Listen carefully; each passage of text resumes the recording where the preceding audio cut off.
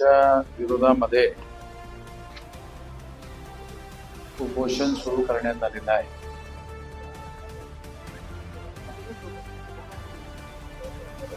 EVM मशीनच्या माध्यमातून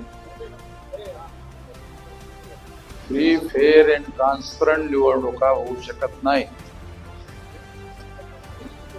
ज्याचं आश्वासन भारतीय घटनेने भारतीय जनतेला दिलेलं आहे. फ्री, फेअर अँड ट्रान्सपरंट निवडणुका ह्या केवळ निवडणुका नसून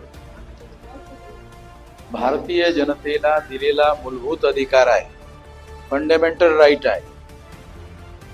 आमच्यामधील बहुसंख्य लोकांना राईट आणि फंडामेंटल राईट मधील फरक लक्षात येत नाही. काही वकील लोकांना समजते ते, आणि म्हणून